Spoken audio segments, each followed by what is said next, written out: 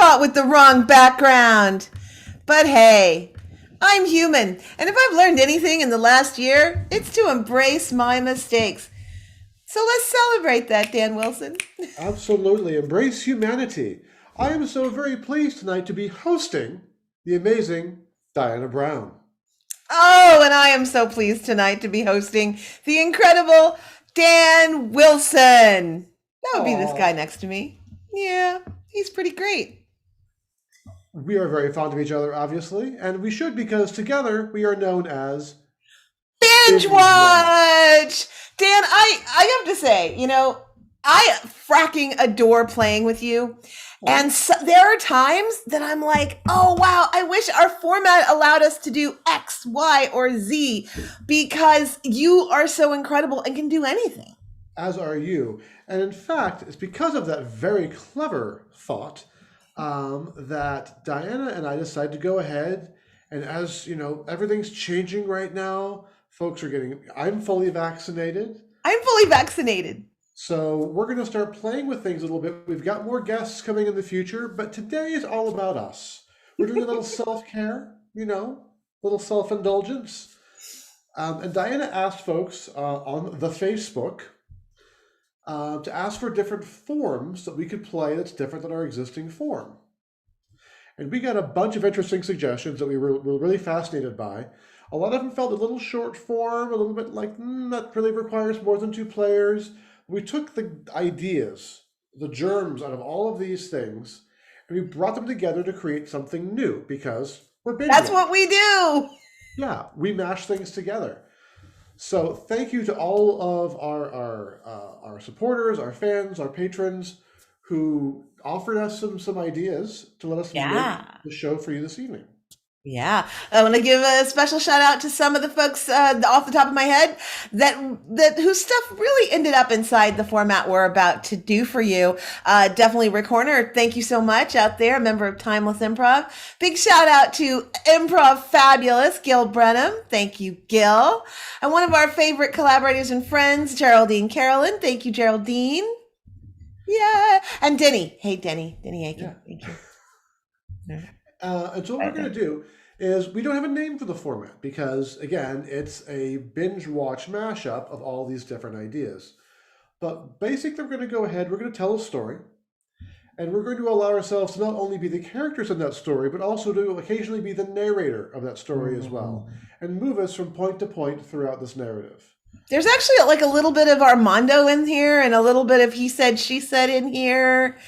And some other things too. So there's a little bit of Laurent possibly in there. Yeah, absolutely. So in true binge watch fashion, even though we wanted to do something outside of our usual bailiwick, and don't worry, we're also going to do a regular binge watch set. So go ahead and keep putting into the chat the shows that you are currently binge watching, and they will inspire our second set.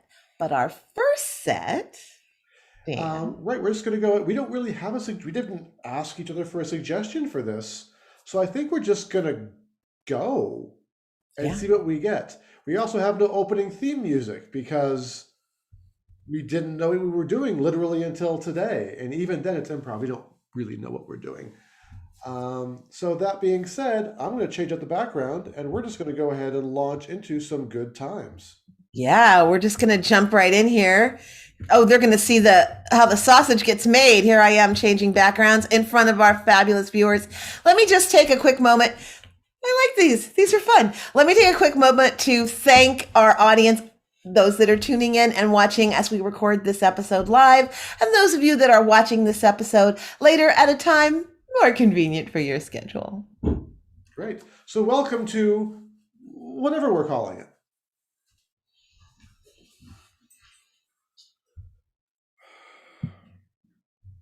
Look, Catherine, I'm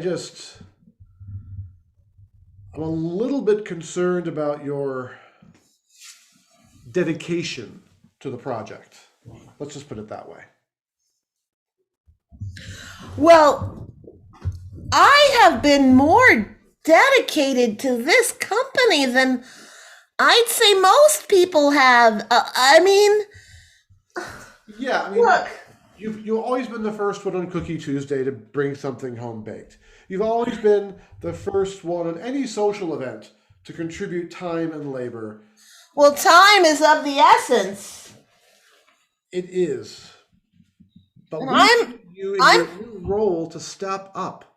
You're a manager now. I've been your admin assist for so long. I'm not really comfortable with this new moniker of manager. I've managed you. Yeah, you sure have. For nigh on 15 years. But now you've got 5 new admin assistants who are all working under you, and they are relying on you for guidance and most importantly, for correction. I don't want to be the whip in the circus. Well, you're going to have to hold that whip, or be the whip in this particular case. Not sure if we're traveling into HR territory, but regardless, it's time to step up. It's time to find your inner beast, to take the zoo metaphor a bit further. You know what I think? I think it's time for you to take my inner beast. Okay, we're definitely edging towards HR territory at this point. I don't think it's me that needs to be more like you. I think it's you that needs to be more like me. Oh, really?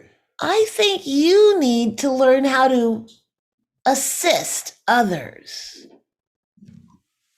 I've been in management for 25 years. I don't need to assist others. I need to direct them, control them. Ah, but I controlled you for nigh on, 17 years by assisting you.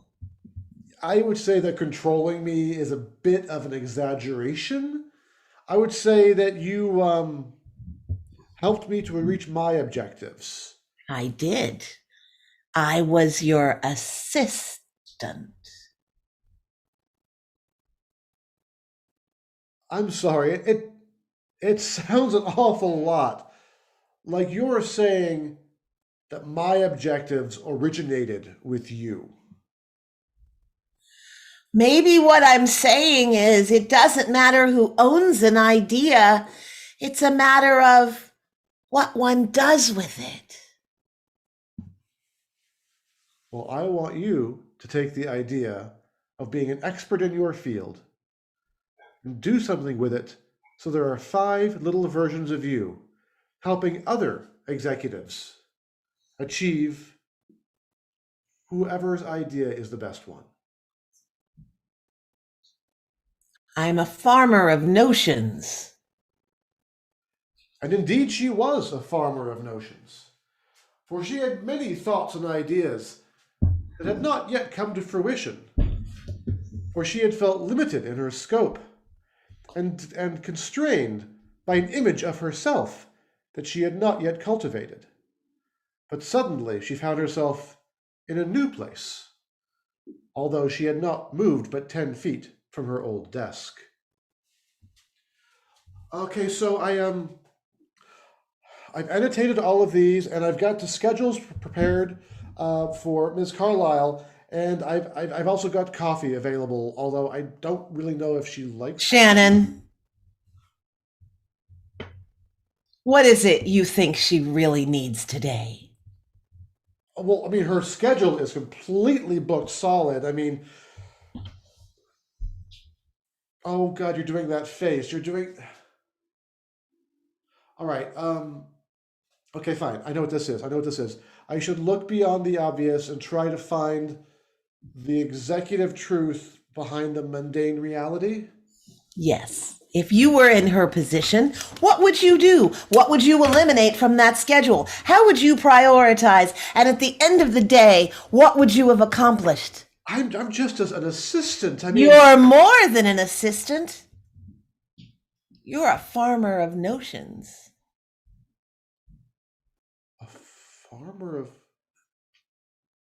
a farmer of notions. And she was. Shannon went on from that point not only to supersede her boss of 5 other little farmers, but she became president of the company, wearing the mantle of power in a way that she felt entitled to. Shannon, CEO, Megalocorp Worldwide.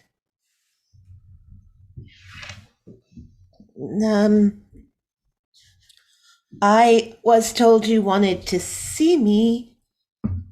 I'm in the admin pool. Yes, I know. I have noticed you before. I must say that your work is adequate, but there's something about you that speaks, well, it speaks to me. Come, have a seat. There across from my desk. This is the most comfortable seat I've ever sat in. Is this real leather? Well, Everything's Naugahyde down where we work. This is so comfortable. They say you line all of your chairs with down and then cover them with calfskin. I thought that was just a ridiculous rumor, but it's clearly true. I'm sorry I'm babbling.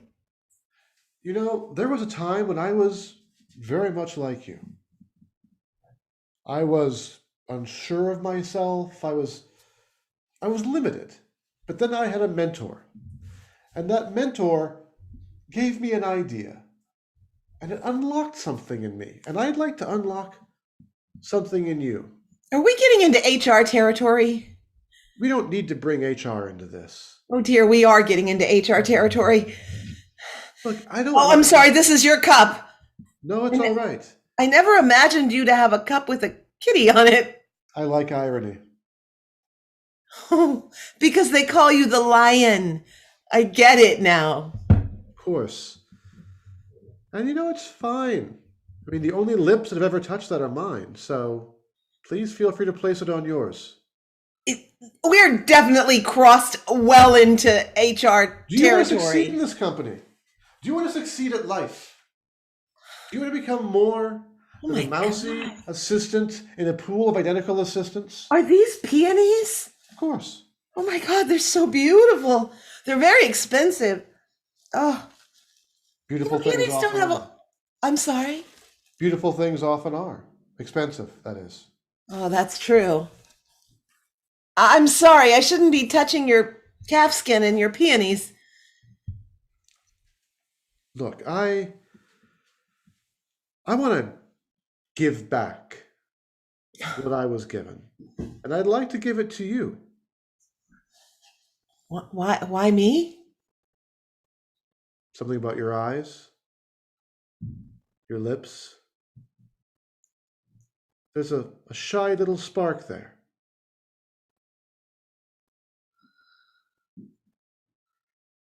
And to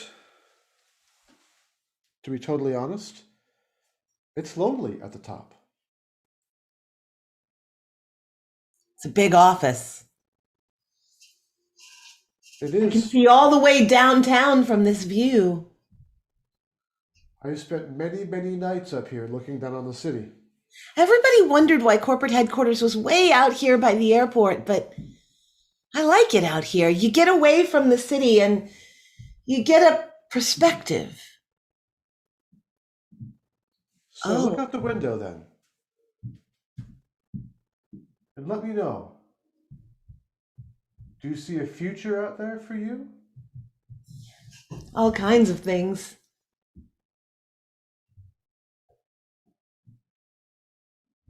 May I touch your hand? Sure.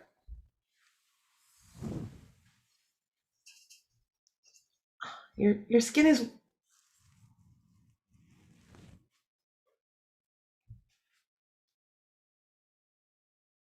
The job requires lots of late hours.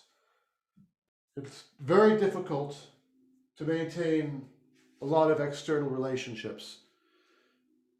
But it also comes with a significant jump in pay. Can I rely on you? Um, I need your time, your talent, and your discretion. well, I don't talk much. I'm not like a lot of the other folks. I don't mean to put anyone down. I wasn't throwing anyone under the bus. I tend to keep my thoughts to myself. So discretion, absolutely. Time, you're willing to pay for it. Talent, I'm skilled at a lot of things. I'm just not sure what you're asking me to do, so I don't know how applicable my talent might be. Well, we'll have to explore that together, won't we? Guess so. Do you have a nickname?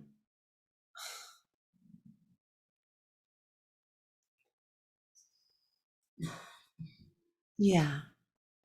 May I use it? It's kind of silly and meaning. You can take the things in life that are considered demeaning and make them words of power, you know. Well, my grandmother called me Candy because I'm sweet. I like candy because you're desirable. Candy was not comfortable with the direction her career was taking. She found that her boss was a bit predatory, a bit voracious. And yet she couldn't deny the fact that she was learning a great deal about how to run a company, how to exploit a board, and how to own a room. The time came when she had to stand on her own 2 feet and show exactly who she was to herself and to her boss.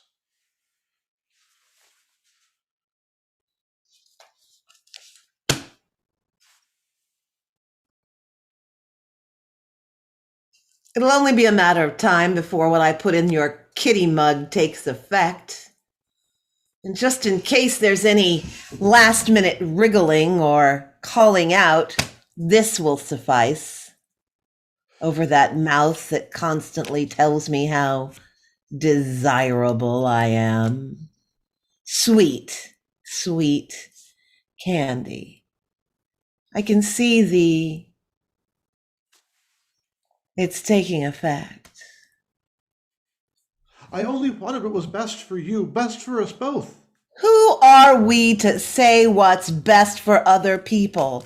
In my TED Talk yesterday, I gave away a lot of trade secrets that I learned from my mentor. You never would have had a TED Talk if it wasn't for me. I didn't want a TED Talk. I was happy. I liked driving out here near the airport and seeing the city sparkle and look like a pretty little jewel from the distance.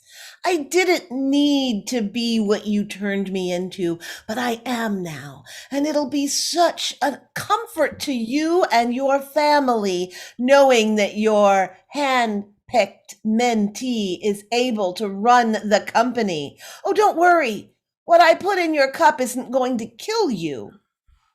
It's just going to render you enabled of speech, and the family will definitely want me to speak for you.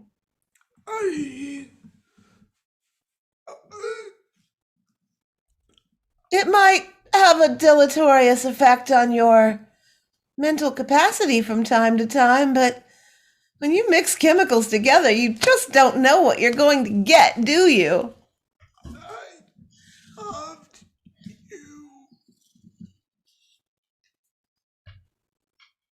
you. I loved you. And they had loved her. They left the building that night in a fog of discomfort and disbelief and wandered the streets because in their head they had a new notion, the notion that no good deed goes unpunished. They took to writing down their thoughts and passing them to passerbys.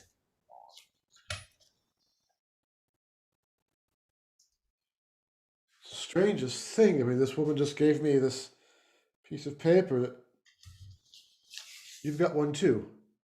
Yes, Jacob, they crumpled it up and handed it to me. What does yours say? Mine says time is short. That's all on both sides. Just time is short. Both sides. Yes. Mine says farm no notions on both sides. It's strange. I mean, they didn't ask for money. They didn't. No. There's no religious pamphlet. There's not even a URL. That's weird. Isn't it though? Huh. Time is short. Farm no notions. Sorry, I just started thinking about my dad. He died pretty young. He was only about 2 years older than I am now. Massive, massive coronary. Sorry, just got me thinking. Oh no, it's okay. I Farm no notions got me thinking about my grandmother. Well, she was plain spoken, and she would tell me not to get notions in my head about things, but to stay on the straight and narrow. It's like they were speaking to us through that person, oddly attired in a Chanel suit to be wandering around the park at this hour. Especially out here by the Brisbane Slough. I was I was wondering, real estate right now is kind of crazy. We could always we could always sell the house and move someplace beautiful but a little bit less trendy. One of my best friends in the world once said, the only way to stay hip is to never try to be hip. Never been much for trendy anyway. I don't know. I mean, it seems crazy to me, but I mean, look at this. Time is short. We have enough money if we use it right. And if we sell the house right now, it's worth double what we paid for it. Let's do it. Let's get out of here. Let's go somewhere quiet like Fort Collins or Tucson or Portland. Let's go Tucson. They call it the old Pueblo. It's a beautiful, beautiful city. Little hot, but it's okay. The winters are beautiful. So are you. You make me feel that way. Still? Always. All right. Let's let this be our last notion then. Come on, let's go to the place we call home for now. Okay. And so they went, and they traveled, and they lived. A life without power, a life without ambition, but a life of joy and love. Without notions. And that's our set. Yes, That was really interesting. it was. Ooh. I like this. We'll have to come up with a name for it. We will. We tried this format earlier today, and it had a very wholesome feel to it. And I said at the time, I'm like, well, who knows where it'll go next time we do it? It could go anywhere. And this also felt very wholesome. I liked it. I liked it too. Thanks to all the people who gave us suggestions. The wonderful thing about improv is you never know what's going to happen. We had no idea what you'd give us or what we'd make of it. So thank you for being part of our co-creative process. So that said, I think now is a fantastic time to transition to something completely different. So sit back, enjoy.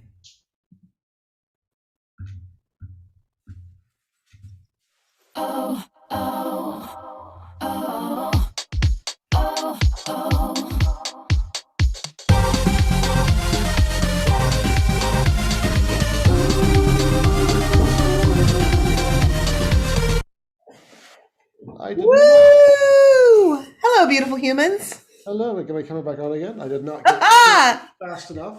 This is a hey, yay! I'm so excited for once. Dan Wilson does not have the perfect background up. It's always me. And this time he did it, and it just makes me feel so human.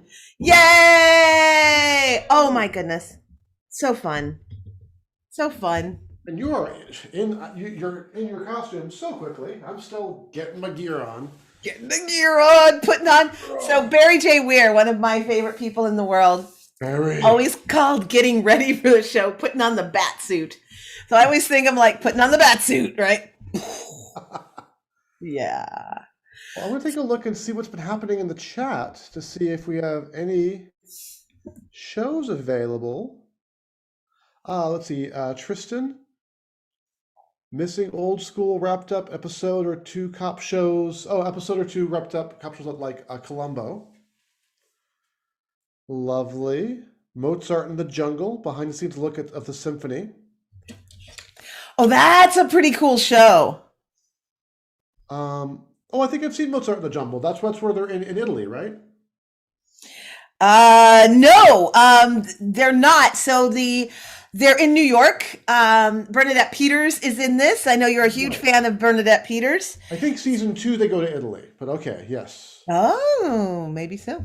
Okay. I know they go to Mexico because the conductor's from Mexico. So there's the whole situation of the older conductor is kind of being pushed out while the new conductor comes in, and the new conductor has a different way of doing things. Pretty fun. We have the Mare of Easttown. Complicated plot, actress POV while going through a wide range of emotions. I don't know what the Mare of Easttown is. I'm assuming it has to do with a horse, but I could be wrong. And then we've also got Young Sheldon. I know nothing about Young Sheldon. Well, great. We've got a few things here we know nothing about, which is always a fun thing for us. We kind of dig that hard. Here, I'm going to real quick just do a quick look at Mare of Easttown. Mare of Easttown. While Dan is doing that, I want to share with you one of the things that we miss the most and why we're so grateful when you put things into the chat, because it mimics it as close as we're able to do in these times. We so miss when we would call out to our live audiences, what are you binge watching? And then we would ask why. And two people in the audience would have this moment. One of them would say, well, I love the episode where X happened. And somebody else will go, yes, and remember why. And they have this shared history moment as though they had watched the show together, even though they had not. But that is one of the things we love about this format, is it brings what you love into the room. I'm going to let Dan talk. Interesting. Hello, what? I was going to say I'm going to let you talk now, and then of course I spoke over you. Quite all right. So looking here, Mare is Mare Sheehan, who's played by Kate Winslet, who's a detective investigating the murder of a teenage mother while trying to keep her own life from falling apart. She's a local hero, having been the star of a high school basketball championship 25 years ago. She's been trying to solve another murder case for a year, leading many in the community to take a dim view of her detective skills. Her personal troubles include a divorce, a son lost to suicide, and a heroin-addicted daughter-in-law battling for custody of Mare's grandson. So, a comedy. So, but we do have 2 requests for some kind of detective show. Okay, so we've got Mare, and I'm sorry, what's the other detective show? Columbo. Or other of those type of mystery shows where within 1 or 2 episodes it was all wrapped up. I love it. All right, well, let's take those 2. I don't think this is going to be particularly a comedy, but I do think it's going to be rich. So sit back, relax, and enjoy the first episode of... Dead to Me.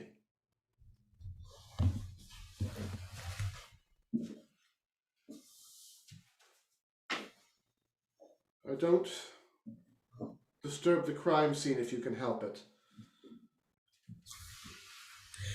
I was noticing something. This jacket. Yeah? This jacket was by the front door.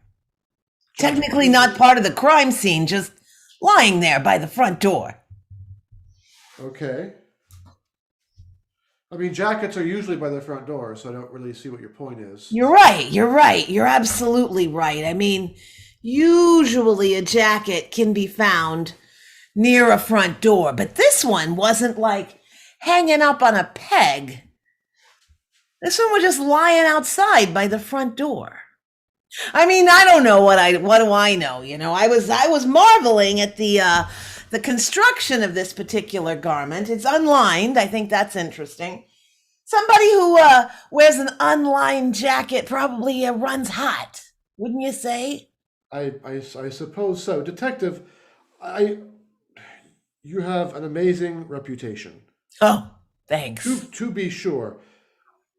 But I really think that it's more important that we focus on the body, perhaps? You're right. You're absolutely right. You're sweating. I notice you're sweating there a little bit. Well, it's been a very long day, and I haven't changed out of my clothes for a while. I'm just going to go ahead and take a look at the wound. Yeah. Is there a problem, Detective? No. I just was admiring your jacket there. Also unlined, I noticed. A lot of people have unlined jackets. Yeah, you're right. You're absolutely right. I don't even know. Look, I'm going to let you do what you need to do there. You do you. And I'm going to go. I could use a coffee. Would you like a coffee? No, thank you. Tea for me would be lovely. Tea. A particular type of tea. Black tea is fine. And if they haven't got black tea, then green tea is fine. I feel bad just leaving this jacket lying. I'm going to find a place to put it. Black tea, but green tea's okay too. Yeah, certainly. There's a funny little stain here on the lapel of this jacket. I'm sure it means nothing.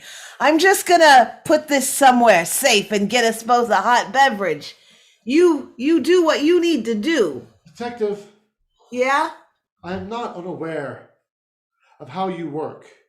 If you have an accusation to make, please feel free to make it now and save me a great deal of trouble examining the body.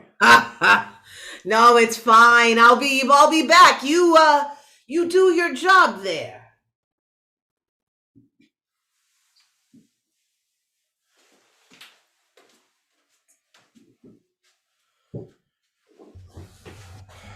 He's doing it again.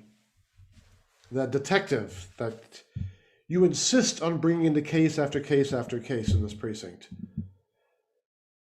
He's already accused 3 junior grade officers of being involved in the homicide.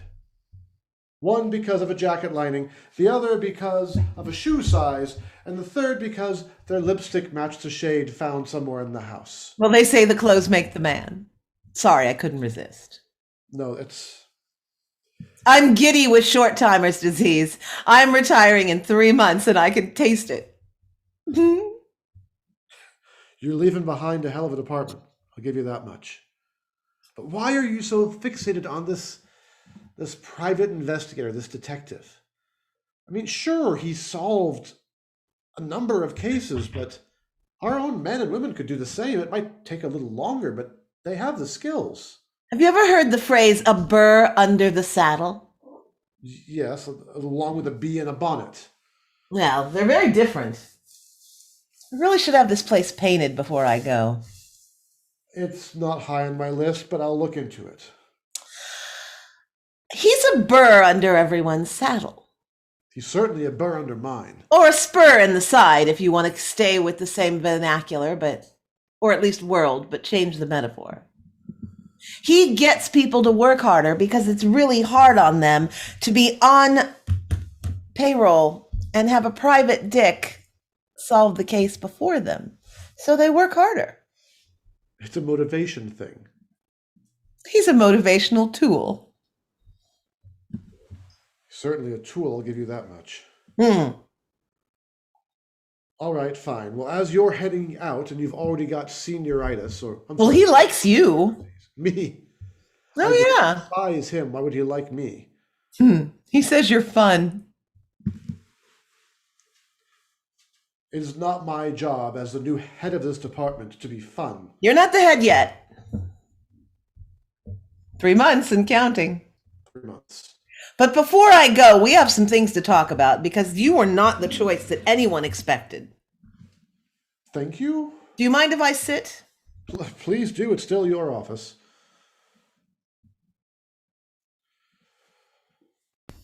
Everyone always wondered why I insisted on a tall table and a stool instead of a desk. You can get up faster. True. That's the only reason. People had all sorts of ideas, but that is truly the only reason. You can get up faster. It's symbolically good to show that you're always ready to take up whatever comes through that door. Ready I've to seen the move on order any for the. Yes? ready to move on any lead. I've seen the order you put in for a mahogany desk and a reclining chair. I believe calfskin? Did you see that on a show or something? I've always dreamed of being in this position, and yeah, I gotta say, that's always been the vision. Shelves lined with books, a beautiful mahogany desk, a calfskin leather chair, a portrait of me with the governor over on the side. That's coming someday. It's childish, I know, but the story I tell myself has gotten me this far.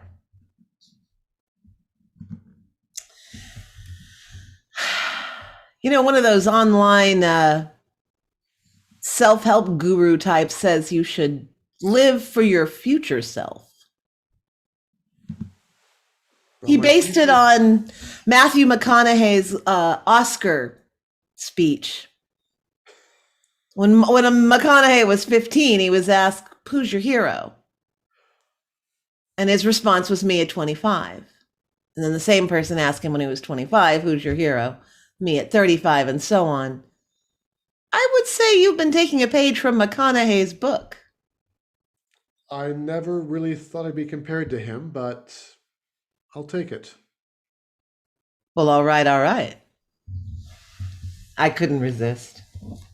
No, I gotta say, I have looked up to you for all the years I've been on this force. You have infuriated me, and you have inspired me. You are a damn good captain. Thanks.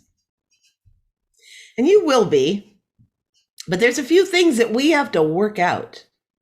So you say. People weren't exactly comfortable with you taking over for the reasons we're going to have to go through right now. This is the second time you've indicated that I was not the first choice for the job, and I really have to wonder who was at this point. The detective? You're not laughing. You're joking. That vainglorious idiot savant was actually being considered for a role in an orderly, organized, city-funded police force? He's a clown. He's a caricature.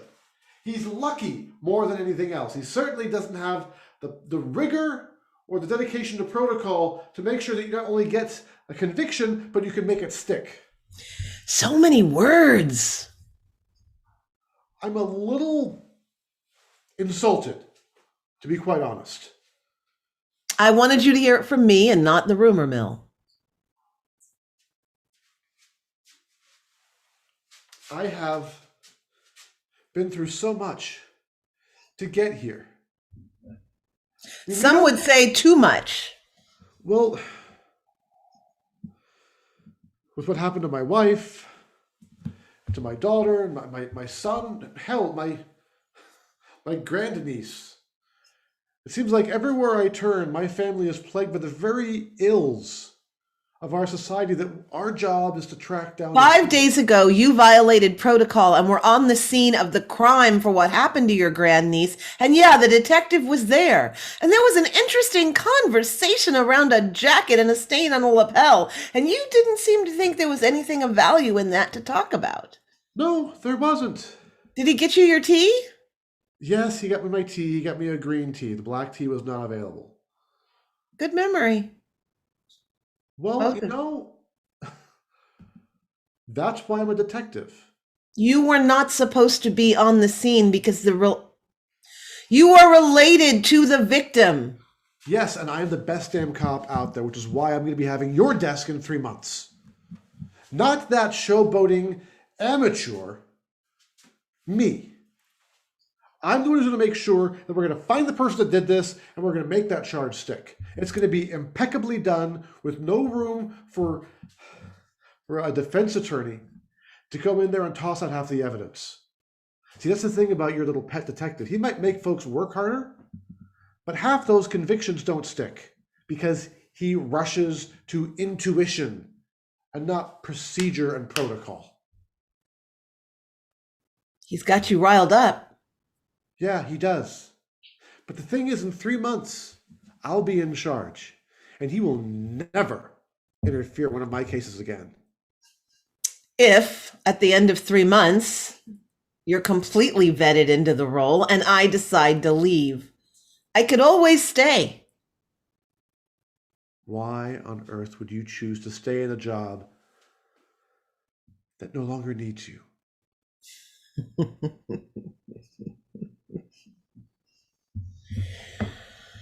Well, it's nice to know how you really feel.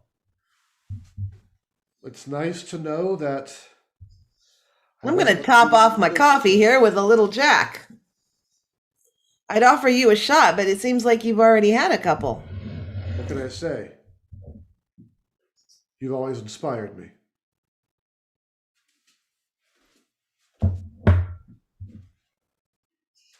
Maybe another shot.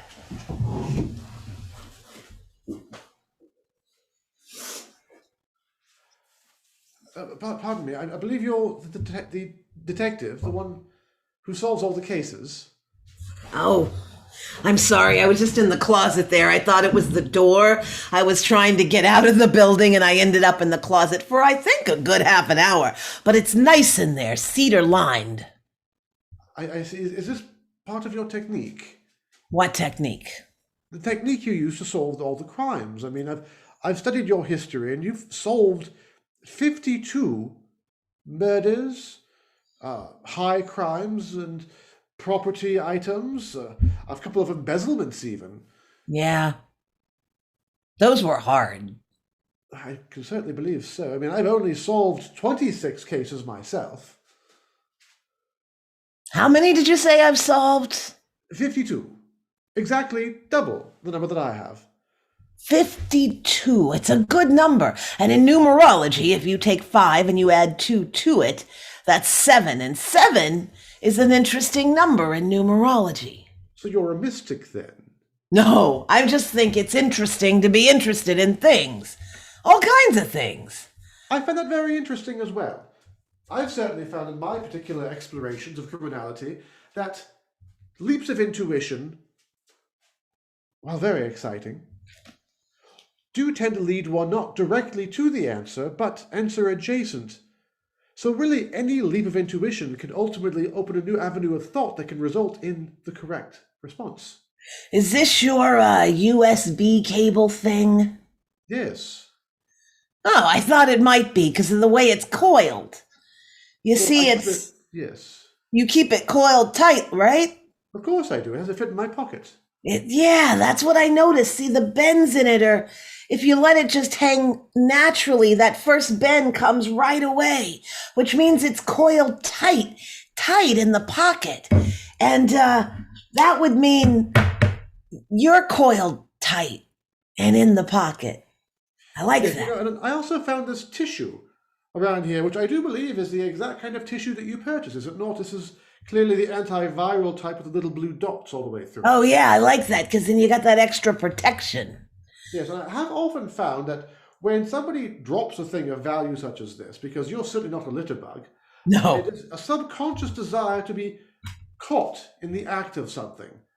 That perhaps one is nurturing an inner sickness that can only be manifested through outrageous actions. I like to be underestimated. Oh, well, of course, it's the only way to be. Otherwise, folks don't give you access to things. And they guard what they're saying. They don't offer information freely. If they underestimate you, they think you couldn't possibly add 2 and 2 together. Yeah. For instance, I like to drink out of this mug with a cat on it. It disarms people. Very much so. All they can think of is like, well, how can this hard-boiled detective be any good if they drink out of a kitty mug? Have you often thought about the phrase hard-boiled detective? Because hard-boiled is like an egg, right? Which means it's been left in the pan a long time. Have you ever noticed how if you boil an egg too long, it gets a green ring around the yolk? Absolutely, yes. That's kind of an inner sickness, isn't it? Well, it certainly could be seen as such. I think it's the oxidation of the yolk itself, but Yeah. more to the point, a hard-boiled egg is hard-boiled because it is impervious to light damage. You take an egg that is not hard-boiled and it gets tossed around a bit and it can break and all of its goodness spills out. A hard-boiled egg takes a crack and the crack may damage it, it may show, but it will not damage the integrity of the egg itself. You're right. I bet you take your eggs really soft-boiled with little toast soldiers that you can dip into them. I prefer them scrambled, actually. Yeah. Take them into a position in which you can no longer make heads nor tails, beginning or end, out of the egg. It's like crime, don't you think? You go to a crime scene and everything's been scrambled about, and it's our job as detectives to figure out where the yolk ends and the white begins, and reconstruct the egg from that understanding. I like you. I like you as well. You know, I bet you're good at paperwork. Oh, well, if I was good at paperwork, I certainly wouldn't be a freelance detective, now would I? Well, I've got an interesting proposition on the table. Oh, very good. See, the chief of police is getting ready to retire. Yes. And they asked me to take on the job. You, really? But I said no. Oh, okay. Well, there you go then. But if there were two of me, one that could be out in the field and one that could be in the office, I might be willing to do the job. So if I gather you correctly, what you're saying is not so much that you're looking for a clone of yourself, but somebody with the equal amount of skill, determination, and what's the word I'm looking for? Curiosity? Curiosity. Someone who can fly under the radar. Somebody who will not be taken seriously by the other officers, and yet will, shall we say, show them up on a regular basis. Well, that paisley tie of yours and the very wide lapel on your jacket makes you think you stepped right out of the 70s, but I think you stepped out of Carnaby Street in the 60s. These are all of my father's clothes, actually. Oh. He was a great detective in his own right, and I wear these in memory of him. I like it. This coat I wear, I just like it. So you're thinking about crossing over and becoming a legitimate detective? Well, I owe the chief a lot. She believed in me when not a lot of people did. Well, it's understandable. And I'm out to prove something. There's an upstart in there who thinks he's going to take over, and when I said no, he was second in line. But I don't trust him. There's something not right about the last crime he solved. Sadly, that of his own granddaughter. Great-granddaughter? I gotta look into that. Yes, no, I know the case you're referring to, and it's odd. The amount of tragedy in his family is mathematically unlikely. To have one great tragedy, it is sadly common, but to have two, it seems unusual. To have three indicates a source that needs to be uncovered. And you know, he always broke protocol and insisted on working on the cases himself. He was first at the crime of the last one. You know, if you give him the power he craves, he will be very difficult to bring to justice. It's very hard to bring law enforcement to justice in the first place. I know, there's ridiculous laws in place saying if they're the least bit frightened, they can do whatever the hell they want. That's got to be ratified. Well, no one's afraid of you, and no Is one's that the certainly right afraid of word? me. Ratified? Well, it's got to be gotten the fuck done away with, is what it's got to be. But that's one of the reasons I don't like to be on the inside. Not enough oversight, you know? But I digress. You'll be a fantastic police chief. Well, So captain, will you. rather. Sorry. So will you. If we do this jointly. Well, we'll see, shan't we?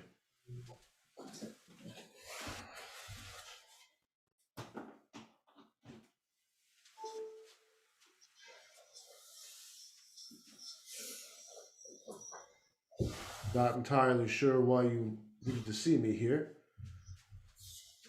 And the crime scene's been cleaned up pretty thoroughly. Well, I couldn't get it out of my head. The jacket. Oh, God, are we back on the jacket again? Yeah. The jacket. I noticed something right here. The threads are coming undone. See how it's darker there than the rest of the fabric? Yeah. Well, we wouldn't be able to see that ordinarily because that's inside the seam. And it doesn't get washed like the rest of the jacket. So that tells me there was some pressure exerted on this part of the sleeve, not on the collar, but this part of the... I'm sorry, are you bored? I could understand if you are. I tend to get wrapped up in the details. You always have, Detective. What's interesting, though, is right here on the lapel is a little bit of green tea. Now, the wearer of the I know what happens when you start to monologue, Detective. I know you're going to come up with some obscure, random correspondence that's going to somehow point to me, which is why you've brought me here to this place. Your flair for the dramatic. Well, I don't have to listen to your inane prattle, Detective. You don't have to. Nice jacket. It runs in your family, doesn't it, being warm-blooded? This belonged to your niece, your goddaughter, your granddaughter. You're still solving the case. I stand here with a gun pointed at you, and you're still pondering how it all fits together. This could be an example of curiosity killing the cat. I think I'm the cat in this one. You think so? You think so? Oh, you're getting upset. Of course I'm getting upset, for crying out loud, Detective. Do you mind if I finish my coffee while we talk? Oh, I mean, it might be my last cup. Have coffee. Have coffee. Have insane ideas. Bring suspects that aren't even suspects to crime scenes in order to make bizarre reveals. How'd you feel the day after you killed your wife? You cannot prove that. I loved my wife. Yeah, we always hurt the things we love. The things we love. That's the thing with you, isn't it?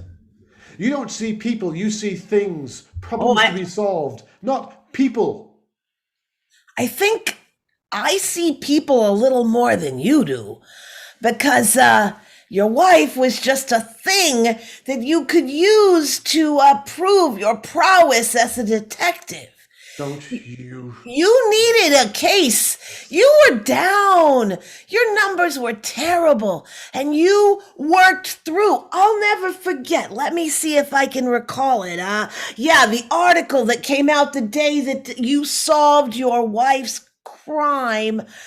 Working through his pain, his heart breaking, he still showed up every single day until he found his wife's killer.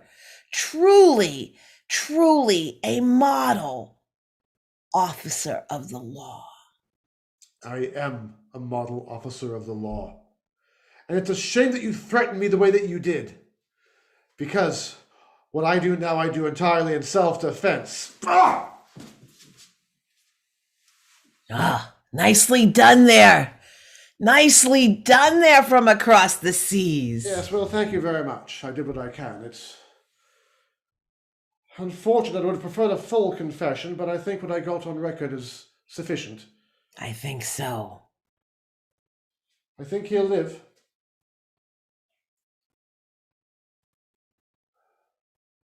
But he'll be in prison for the rest of his life, as well he should be. You know, the thing I found really interesting about this jacket was it was clear. He grabbed his niece, or was it his granddaughter, by the right here, by the shoulder, and pulled, spilling his tea in the action onto her lapel.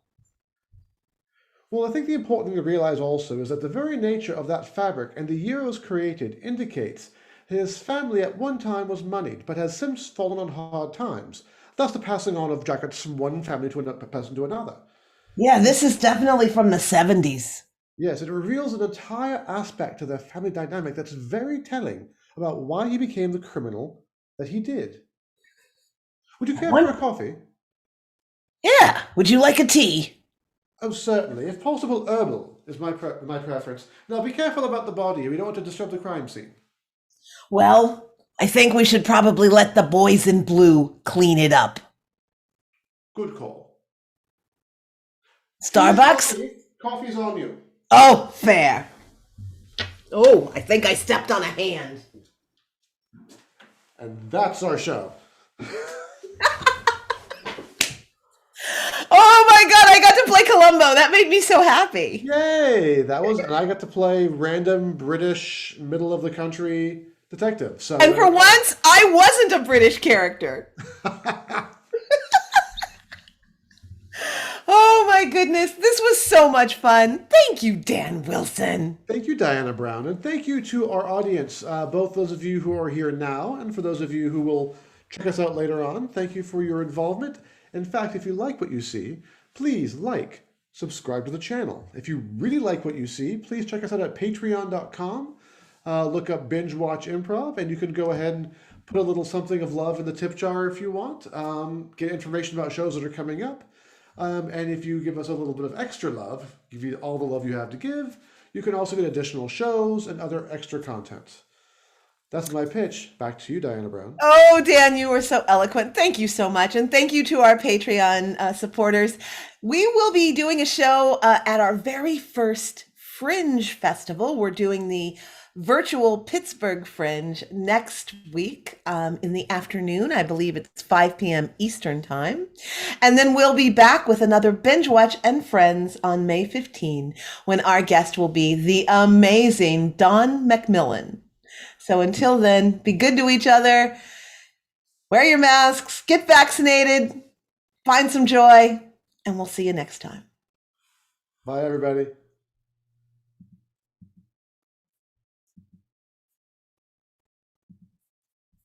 Stream is off.